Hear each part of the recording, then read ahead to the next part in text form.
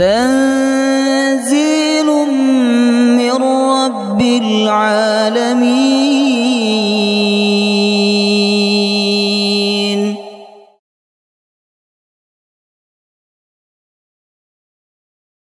يا أيها الذين آمنوا إذا قيل لكم تفسحوا في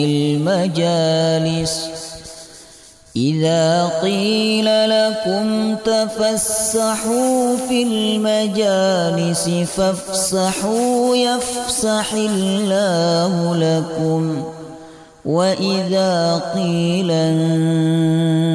انشزوا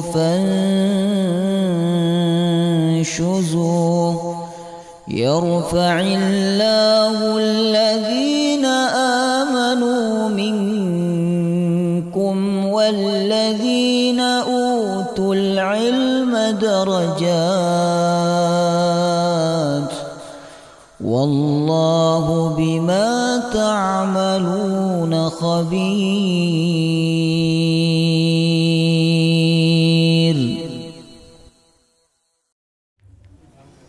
بسم الله الرحمن الرحيم. الحمد لله رب العالمين نحمده ونستعينه ونستغفره ونعوذ بالله من شرور أنفسنا ومن سيئات أعمالنا من يهده الله فلا مضل له ومن يضلل فلا هادي له أشهد أن لا إله إلا الله وحده لا شريك له وأشهد أن محمدا عبده ورسوله لا نبي ولا رسول بعده. اللهم صل وسلم على نبينا محمد وعلى آله وصحبه أجمعين. سبحانك لا علم لنا إلا ما علمتنا إنك أنت العليم الحكيم. اللهم إنا نسألك علما نافعا ورزقا طيبا وعملا متقبلا آمين يا رب العالمين. السلام عليكم ورحمة الله وبركاته. Alhamdulillah, bersyukur kepada Allah Azza wa Jalla atas segala nikmat yang Allah berikan kepada kita semua. Salah satu nikmatnya yang harus kita syukuri yaitu nikmat kita kembali diberikan kemudahan oleh Allah untuk duduk bermuajahah di dalam majelis ilmu. Semoga ilmu yang kita pelajari menjadi ilmu yang bermanfaat sebagaimana yang kita minta dalam doa pada saat muqaddimah tadi. Allahumma inna nas'aluka ilman nafi'a wa rizqan thayyiba wa amalan mutaqabbala. Ya Allah, kami memohon kepadamu ilmu yang bermanfaat. Kalau ilmu itu bermanfaat Bapak Ibu, maka dia akan dimudahkan oleh Allah untuk mendapatkan yang kedua, wa rizqan thayyiba, rizki yang berkah. Jadi kalau rizki kita berkah, rizki kita baik, itu tanda ilmu kita bermanfaat. Kemudian yang ketiga, wa amalan mutaqabbala, tanda ilmu yang bermanfaat itu amalnya diterima oleh Allah karena dia beramal berdasarkan ilmu. Semoga kita istiqomah dalam ilmu dan amal. Amin ya rabbal alamin. Kita lanjutkan tafsir surah Al-Baqarah. Sekarang kita masuk ayat 150. Ayat 150. Kita baca sama-sama. A'udzu billahi minasy syaithanir rajim. أعوذ بالله من الشيطان الرجيم ومن حيث خرجت فول وجهك شطر المسجد الحرام ومن حيث خرجت فول وجهك شطر المسجد الحرام وحيث ما كنتم فولوا وجوهكم شطره وحيث ما كنتم فولوا وجوهكم شطره لئلا يكون للناس عليكم حجة إلا الذين ظلموا منهم لئلا يكون للناس عليكم حجة إلا الذين ظلموا منهم فلا تخشوهم واخشوني ولأتم نعمتي عليكم فلا تخشوهم واخشوني ولأتم نعمتي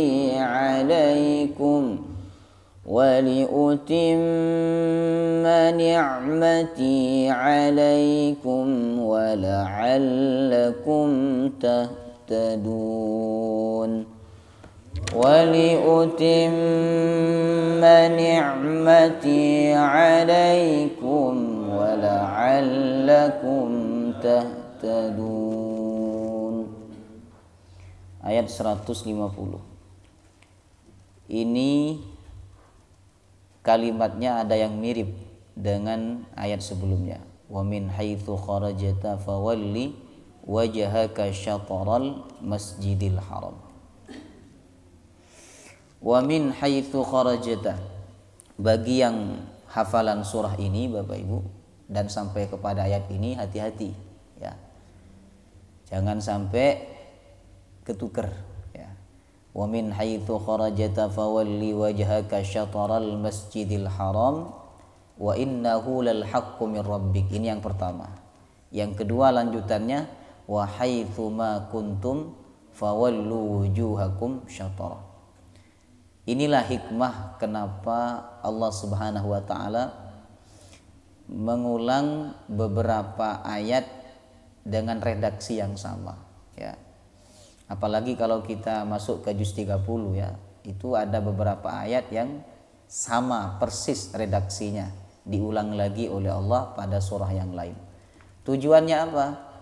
Nah, ini kalau kita ambil hikmahnya dari segi hafalan ya, supaya para penghafal Quran itu betul-betul konsentrasi saat mengulang hafalannya, betul-betul fokus ya.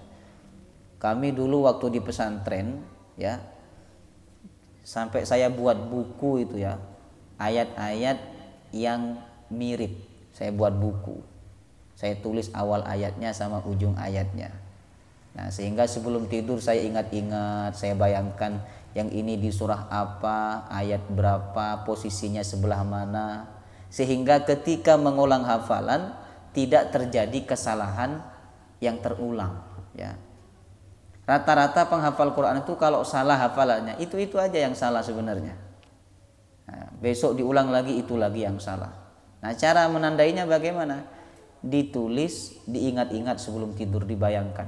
Nah, itulah tanda serius dalam menghafal Quran. Tapi kalau panjenengan hafalan setor kepada guru, habis itu wassalam, tidak diulang lagi, ya hilang hafalannya hadirin. Kata Nabi, Al-Quran itu seperti binatang liar.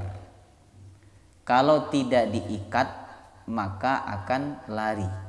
Nah, cara mengikat hafalan Al-Quran dengan murajaah. Dan murajaah itu ada teknisnya, tidak asal murajaah. Karena kalau kita tidak pakai strategi ya, kita akan mengalami kesalahan yang sama di ayat-ayat itu saja kesalahannya. Nah, sebagaimana yang terjadi di ayat ini, orang kalau tidak serius murajaahnya dan tidak berusaha mencari penanda, maka ketika baca ayat ini saat mengulang hafalannya ya salah terus.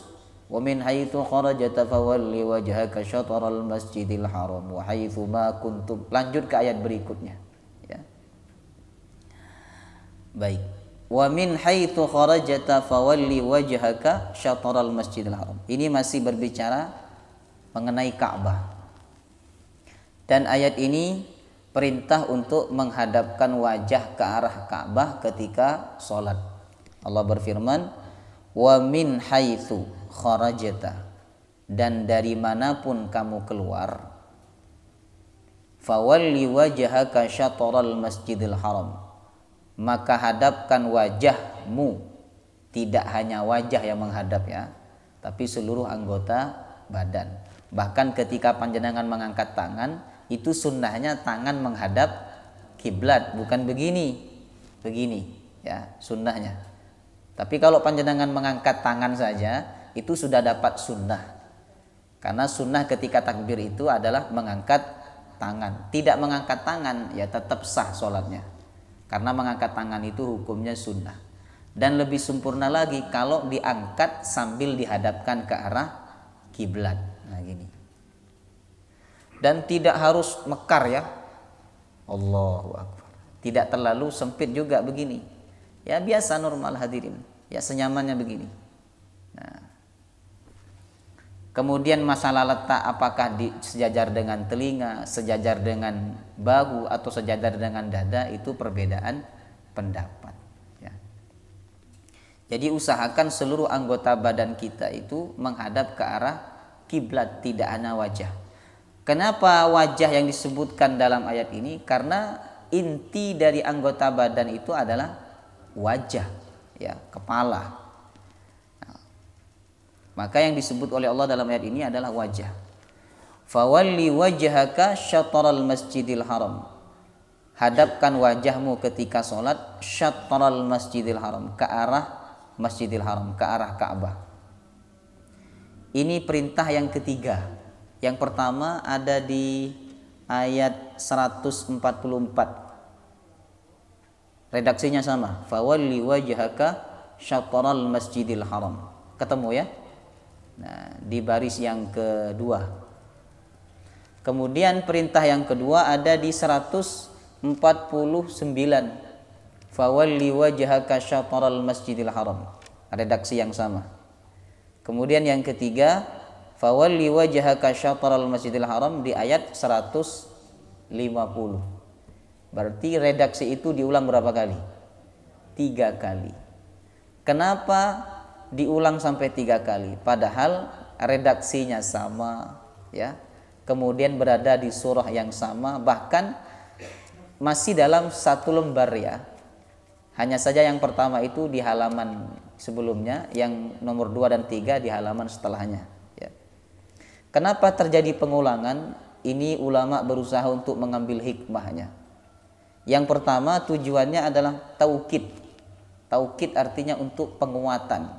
Karena perubahan hukum dalam Islam itu pertama adalah perubahan kiblat. Nanti kemudian setelah itu Bapak Ibu disusul dengan perubahan-perubahan yang lain, ya. Tapi perubahan pertama dalam Islam itu adalah perubahan arah kiblat dari Baitul Maqdis ke arah Ka'bah. Makanya Allah menyebut sampai 3 kali sebagai bentuk penekanan. Bahkan kalau kita ingin tambah satu lagi, ada di ayat berikutnya itu, wa haitsu ma kuntum fawallu wujuhakum syatrah. Ini sama juga perintah untuk menghadapkan wajah ke arah Masjidil Haram ketika sholat. Kemudian hikmah yang kedua kata Imam Fakhruddin Ar-Razi, ya. Beliau berusaha untuk memetakan. Yang pertama, perintah pertama ada di ayat berapa tadi? 144. Itu ditujukan kepada mereka yang melihat Ka'bah. Ditujukan kepada mereka yang melihat Ka'bah. Kemudian perintah kedua kata Imam Fakhruddin Ar-Razi ditujukan kepada mereka yang ada di kota Mekah tapi tidak melihat Ka'bah, ya, karena jaraknya jauh. Sedangkan perintah yang ketiga yang ada di ayat 150 itu ditujukan kepada mereka yang ada di luar kota Mekah di Indonesia, ya, termasuk di Indonesia ini. Nah, itu hikmah yang disimpulkan oleh Imam Fakhruddin Ar-Razi, ya. Tapi intinya kalau ada ayat diulang sampai 2 kali, 3 kali dalam satu surah, ya, itu tujuannya adalah untuk penguatan, ya. Kemudian Bapak Ibu, perintah menghadap ke arah kiblat saat sholat ini perintah yang bersifat wajib. Perintah dalam Quran itu ada 3. Ada perintah yang bersifat wajib, ada perintah yang bersifat sunnah, ada perintah yang bersifat mubah, boleh. Perintah yang bersifat mubah contohnya apa? Makan dan minum. Kulu washrabu, makanlah dan minumlah, kata Allah. Itu walaupun Allah yang memerintahkan, makan dan minum itu hukumnya mubah karena perintahnya bersifat mubah. Kemudian yang kedua ada perintah yang bersifat sunnah. Fankihu ma tabalakum minan nisa. Nikahilah wanita yang baik-baik oleh kalian wahai laki-laki. Nah, itu perintah yang bersifat sunnah. Ada perintah yang bersifat wajib, di antaranya ayat ini. Fawalli wajhaka syatral masjidil haram. Hadapkanlah wajahmu ketika sholat ke arah Masjidil Haram. Ini perintah wajib. Artinya kalau tidak menghadap kiblat, ya sholatnya tidak sah. Karena tidak sah, maka sholatnya harus diulang, ya, sholatnya wajib diulang. Hanya ada 2 hal seseorang itu boleh tidak menghadap kiblat saat sholat, hanya dalam 2 kondisi. Dikatakan oleh ulama fiqih, wa yajuzu tarkul istiqbali fi halataini, dan boleh meninggalkan menghadap kiblat dalam 2 hal atau dalam 2 kondisi. Yang pertama fi syiddatil khauf, ketika suasana mencekam, menakutkan, mengerikan, membahayakan. Nah, itu boleh tidak menghadap kiblat. Nah, seperti dalam kondisi perang.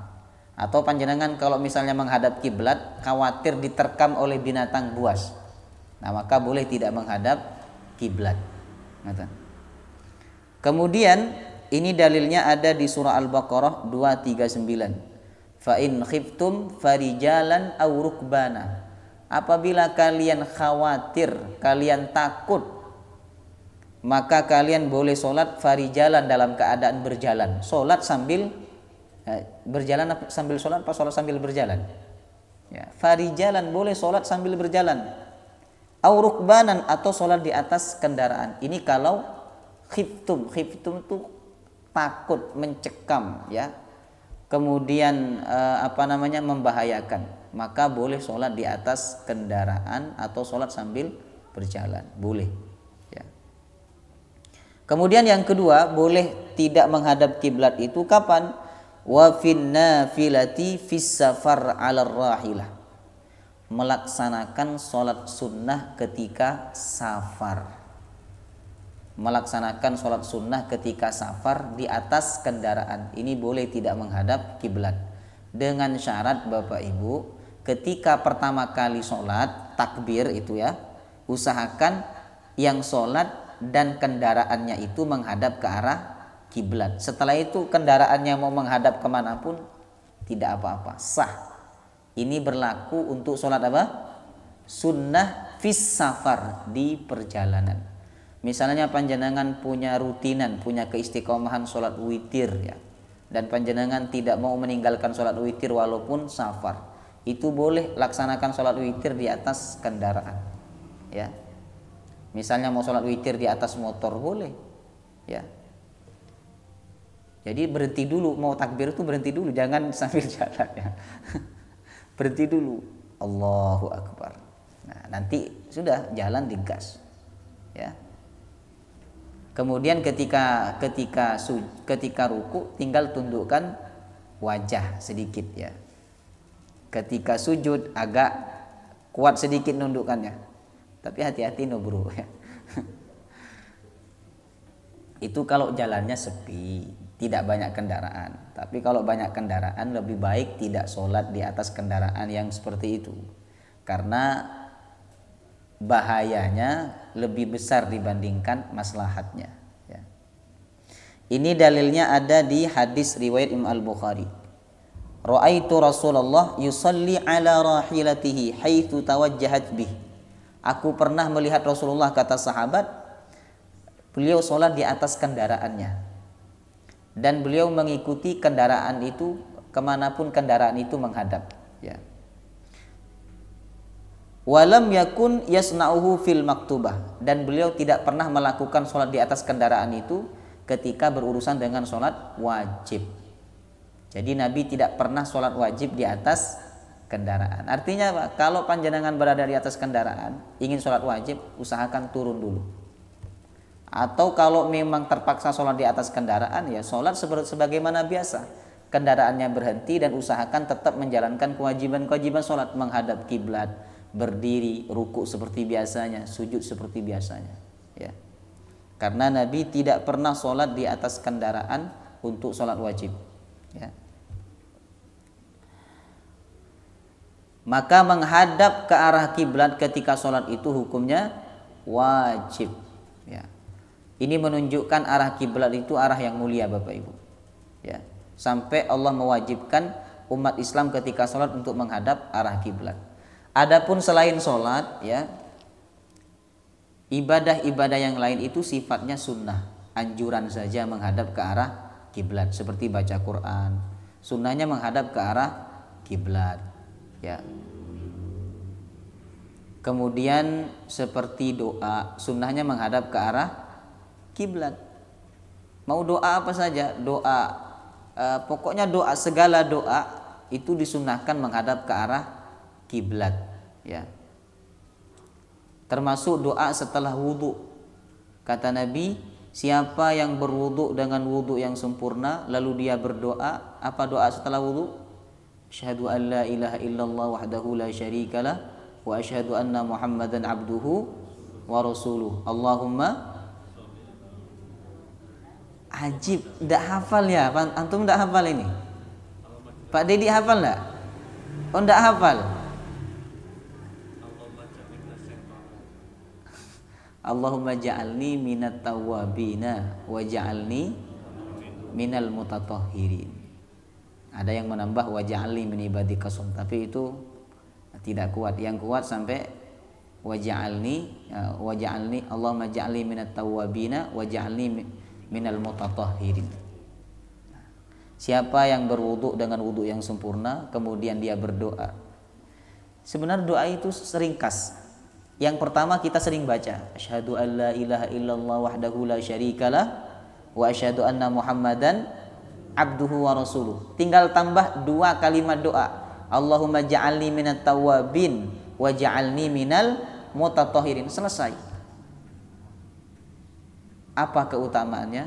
Kata Nabi, ketika orang itu berwudu dengan sempurna lalu dia berdoa, maka 8 pintu surga dibukakan oleh Allah kepadanya. Dan dia dipersilahkan kelak pada hari kiamat untuk masuk dari pintu mana yang dia sukai. Subhanallah. Nah, maka habis wudu menghadap ke arah kiblat kemudian berdoa dengan doa yang diajarkan oleh Nabi. Termasuk juga yang sunnah menghadap kiblat itu apa? Tidur. Sunnah menghadap ke arah kiblat. Nah. Jadi perkara-perkara yang baik, yang sifatnya ibadah, yang sifatnya mulia, itu disunnahkan menghadap ke arah kiblat. Sebaliknya, perkara-perkara yang kotor maka Nabi melarang menghadap ke arah kiblat.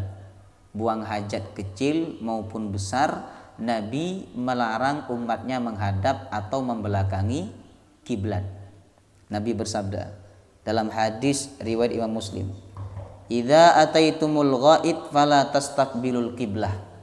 Kalau kalian ingin buang hajat, kata Nabi, baik kecil maupun besar, apa pesan Nabi? Fala tastaqbilul qiblah. Jangan menghadap kiblat. Karena buang hajat itu kotor tidak? Termasuk meludah itu makruh menghadap kiblat, Bapak Ibu. Jadi umat Islam ini betul-betul diajarkan adab oleh Rasulullah. Jangan asal meludah. Lihat dulu arahnya, itu arah kiblat atau bukan. Kalau arah kiblat, palingkan wajah baru meludah. Ya. Kemudian Nabi melanjutkan hadisnya, wala tastadbiruha, dan janganlah kalian membelakangi kiblat ketika buang hajat. Walakin syarriku au gharribu, tapi menghadaplah ke timur atau menghadap ke barat. Ini bagi penduduk Madinah. Karena hadis ini disampaikan oleh Nabi ketika beliau di Madinah. Tapi bagi kita orang Indonesia, hadis ini berarti maknanya menghadap ke selatan atau ke utara. Nah, maka perlu pengembang bangunan atau yang tukang desain itu ya, desain bangunan itu perlu mempelajari fikih ya, sehingga kamar mandi itu tidak menghadap ke arah kiblat ya, atau tidak membelakangi kiblat. Ada sahabat ketika datang ke negeri Syam, mendapati kamar mandi negeri Syam, WC-nya itu menghadap ke arah kiblat. Maka sahabat ketika buang hajat tidak mengikuti arah bangunan. Ya. Dia ketika buang hajat memalingkan arahnya daripada arah kiblat. Nah, usahakan bangunan WC atau kamar mandi ya, itu jangan menghadap ke arah kiblat. Nah, kalau sudah terlanjur bagaimana Ustadz? Apakah dibongkar? Ya, jangan dibongkar lah, tidak usah dibongkar. Panjenengan saja ketika buang hajat tidak usah menghadap, berarti miring sedikit. Kalau kita ikut pendapat yang keras, menghadap atau membelakangi arah kiblat ketika buang hajat itu hukumnya haram. Ini pendapat yang keras. Ya. Tapi pendapat yang lebih ringan daripada itu hukumnya makruh. Ya. Ada ulama yang menyimpulkan begini, kalau di dalam bangunan hukumnya makruh. Buang hajat menghadap kiblat, tapi di dalam sebuah bangunan hukumnya makruh. Tapi kalau di lapangan hukumnya haram. Nah, ada ulama yang berpendapat demikian. Tapi intinya menghadap kiblat atau membelakangi kiblat ketika buang hajat itu hukumnya haram atau makruh, perkara yang dibenci oleh Allah dan Rasulnya ya. Karena arah kiblat itu arah yang mulia Bapak Ibu ya. Kemudian wa haitsuma kuntum fawallu wujuhakum syatrah, dimanapun kalian berada, fawallu wujuhakum syatrah, hadapkan wajah kalian ke arah kiblat. Yang pertama tadi, dari arah manapun kalian keluar kalau sholat, hadap kiblat.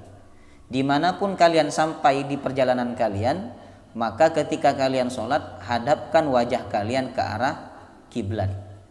Dan ini menunjukkan wahdatul islamiyah, persatuan umat Islam. Jadi kita ini sangat amat mungkin dan amat sangat bisa bersatu walaupun kita ada sedikit perbedaan ya. Masing-masing ormas, masing-masing madhab ada perbedaan-perbedaan, tapi persamaannya sama. Ya, kita sama-sama kiblatnya menghadap ke arah Ka'bah. Li'alla yakuna lin-nasi 'alaikum hujjatun illa alladhina zalamu minhum fala takhshawhum wakhshawni. Kata Allah, hadapkan wajahmu ke arah kiblat ketika kamu sholat, sehingga tidak ada bagi manusia punya hujjah alaikum untuk tidak mengikuti kalian. Nah, manusia yang dimaksud oleh ayat ini adalah ahlul kitab dan orang kafir Mekah.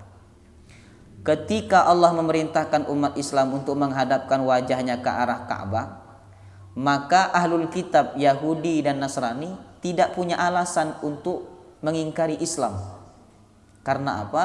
Di dalam kitab mereka, kitab Taurat dan kitab Injil, telah disebutkan oleh Allah bahwa arah kiblat umat terakhir, nabi terakhir itu adalah ke arah Ka'bah. Jadi mereka tidak ada alasan. Seandainya arah kiblat itu tetap ke Baitul Maqdis Bapak Ibu, maka mereka punya alasan, punya hujjah untuk tidak mengikuti Islam ya. Karena berbeda dengan informasi yang mereka dapatkan dalam kitab mereka. Sebab dalam kitab mereka itu kan dikatakan arah kiblatnya nabi terakhir itu adalah Ka'bah. Nah, maka menghadap ke arah Ka'bah bagi umat Islam itu tidak ada alasan, tidak ada hujah bagi ahlul kitab untuk tidak mengikuti agama Islam. Termasuk juga orang kafir Mekah, mereka tidak punya hujah untuk mengingkari Islam. Karena arah Ka'bah itu arah kakek moyang mereka, yakni Nabi Ibrahim alaihissalam.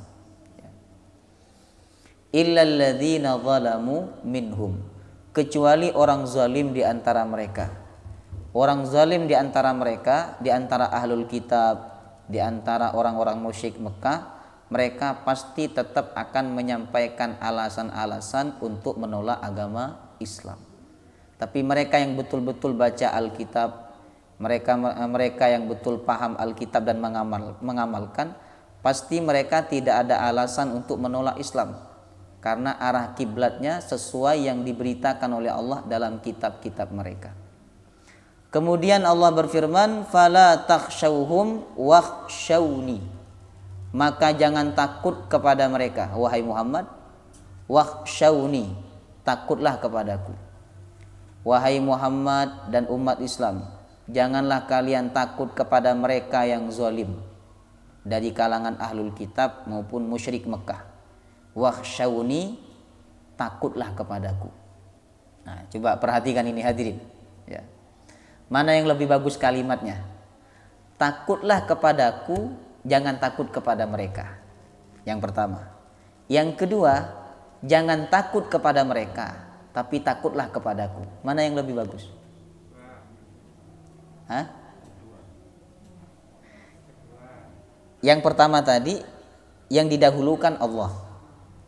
Nah, kemudian yang kedua yang didahulukan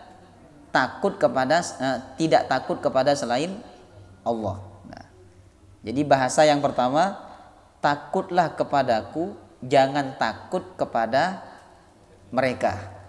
Nah, yang kedua, jangan takut kepada mereka, tapi takutlah kepadaku. Mana yang lebih bagus?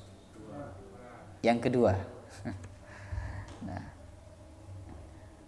kalau kita memahami secara mendasar hadirin, ya, seharusnya yang disebutkan terlebih dahulu itu kan takut kepada Allah. Takutlah kepadaku, jangan takut kepada mereka. Tapi dalam ayat ini terbalik. Jangan takut kepada mereka dan takutlah kepadaku, kata Allah. Apa pelajarannya? Untuk membentuk rasa takut kepada Allah itu syarat utamanya adalah kita harus menghilangkan rasa takut kepada selain Allah. Maka bunyi ayatnya, fala takhshawhum, jangan takut kepada mereka, hilangkan rasa takut kepada mereka. Wakhshawni, maka akan terbentuk rasa takut kepadaku, kata Allah Subhanahu wa ta'ala. Kalau orang masih menyimpan rasa takut kepada selain Allah, maka dia tidak akan bisa takut kepada Allah secara sempurna. Ada tidak orang sholat tapi dia takut sama hantu? Hah?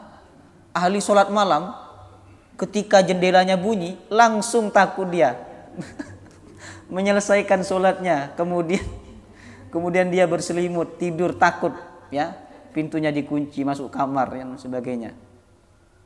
Nah, berarti dia takut kepada Allah tidak sempurna, karena masih ada perasaan takut kepada selain Allah. Nah, untuk membentuk rasa takut yang sempurna kepada Allah, syarat utamanya adalah menghilangkan rasa takut kepada selain Allah Subhanahu wa ta'ala. Ini rasa takut yang dimaksud adalah rasa takut yang sifatnya akidah, ya. Karena takut itu Bapak Ibu ada 3. Ada takut yang sifatnya tabiat, bawaan. Ini tidak bisa dihindari oleh manusia. Takut yang sifatnya bawaan. Contohnya apa? Contoh takut kepada binatang buas. Itu kan takut yang sifatnya bawaan. Takut kepada penyakit. Nah, itu takut yang sifatnya bawaan. Ya. Contohnya apa lagi?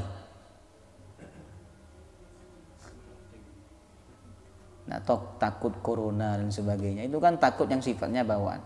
Nah, takut yang sifatnya bawaan ini jangan dibenturkan dengan takut kepada Allah. Ada orang berkata begini, Kamu jangan takut corona, tapi takutlah kepada Allah. Jangan takut binatang buas, tapi takutlah kepada Allah. Kayaknya betul kalimat itu, ya. Tapi dia sedang tidak paham pembagian takut. Takut itu ada 3 hadirin. Ada takut yang sifatnya tabiat, ada takut yang sifatnya maksiat, berdosa, ada takut yang sifatnya ibadah. Takut yang sifatnya tabiat ya takut yang sifatnya manusiawi, ya. Takut kepada binatang buas, takut kepada penyakit, takut kepada ancaman. Ini takut yang sifatnya tabiat, ya. Ada takut yang sifatnya maksiat. Takut yang sifatnya maksiat itu apa? Yaitu takut kepada perkara-perkara yang sifatnya akidah, ya. Takut hantu, kemudian takut kepada pohon yang angker. Kalau pakai baju warna hijau katanya takut diganggu oleh jin. Nah, kalau pakai kopiah takut diganggu oleh ini dan itu. Nah, itu namanya takut yang berdosa. Kemudian yang ketiga ada takut yang sifatnya ibadah. Takut berpahala, yaitu takut kepada Allah Subhanahu wa taala. Inilah yang diperintahkan oleh Allah dalam ayat ini. Fala takhshawhum wakhshawni. Jangan takut kepada mereka. Jangan takut kepada orang-orang yang zalim, yang mengancam engkau wahai Muhammad dan kaum muslimin. Wakhshawni, takutlah kepadaku. Nah, orang kalau sudah takut kepada Allah, maka dia tidak akan takut kepada selain Allah Subhanahu wa taala. Dia tidak takut urusan rezeki, dia tidak takut kepada ancaman orang-orang yang zalim selama dia berada di jalan yang benar, ya. Rasa takut kepada Allah ini hadirin sangat penting untuk kita tanamkan dalam hati kita, ya. Saking pentingnya sampai-sampai Nabi mengajarkan kepada kita doa minta rasa takut kepada Allah. Hafal enggak doanya panjenengan? Hah? Yang pertama dalam hadis riwayat Imam An-Nasa'i, Allahumma inni as'aluka khasyataka fil ghaibi wasyahadah. Ya Allah, aku mohon kepadamu rasa takut kepadamu fil ghaibi wasyahadah, ketika sendiri dan ketika ada orang. Hafal enggak doa itu? Cinta sama Nabi tapi tidak hafal doa sehari-hari yang diajarkan oleh Nabi. Allahumma inni as'aluka khasyataka fil ghaibi wasyahadah. Coba ulang sama-sama. Laka sumtu. Yang kedua doanya ada di hadis At-Tirmizi. Biasa doa itu ada di doa khatmil Quran. Kalau yang Quran cetakan Arab Saudi biasanya tidak ada, karena memang tidak ada doa khusus setelah khatam Quran Bapak Ibu, ya. Tapi kalau yang cetakan Indonesia Quran Syamil itu mesti ada, ya. Ada doa khatmil Quran. Nah, di doa khatmil Quran itu sebelah kiri posisi paling tengah itu ada bunyi doa Allahumma qsim lana min khasyatika ma yahulu bihi bainana wa baina ma'siyatik. Ya Allah, anugerahkan kepada kami rasa takut kepadamu yang dapat menghalangi kami berbuat maksiat kepadamu. Yang sering baca doa khatmil Quran, nah insya Allah tidak asing dengan doa itu. Kemudian Nabi melanjutkan doanya, wa min ta'atika ma tuballighuna biha jannatak. Sudah ketemu belum? Nyari doanya aja lama, apalagi menghafalkan ini. Sudah ketemu? Soalnya ndak nyari, ndak ketemu hadirin.